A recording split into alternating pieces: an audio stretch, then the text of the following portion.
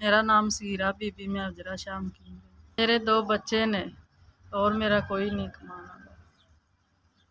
एक बेटी एक बेटा है। मेरा बेटा छोटा है, बेटी वड्डी है। मेरा कमाने वाला कोई सहारा नहीं मेरा। समोसे मैं लानी हाँ ते ना मैं समोसे पकौड़े बना के बेचनी हाँ।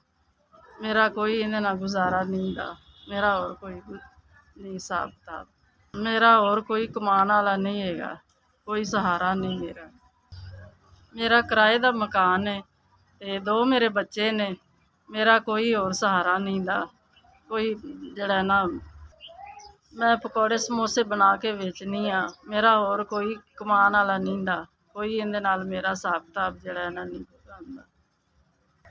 किराया देनी है मकान दा, उधरों बत्ती दा बिल आ जांदा है, गैस दा बिल आ जांदा है। 2 बच्चे ने मेरा ते कोई मेरी जड़ा ना हिसाब किताब पूरा नहीं हुंदा उहदे नाल। पकौड़े समोसे बेचनी हाँ, उहदे नाल मेरी पूरी नहीं पैंदी। 300-400 कमानी हाँ, उहदे नाल कोई पूरी नहीं पैंदी। कदे चीनी नहीं हुंदी, कदे कोई चीज़ नहीं हुंदी। 2 3 4 5 तुहाडी तरफों 5000 रुपया मिल गया। बहुत बहुत शुक्रिया। अल्लाह पाक बहुता देवे, तंदुरुस्ती देवे। अल्लाह पाक तुहानू तंदुरुस्ती देवे। अल्लाह पाक तुहानू जिंदगी सेहत देवे। अल्लाह पाक तुहाडे माँ प्यो नू भी जिंदगी सेहत देवे।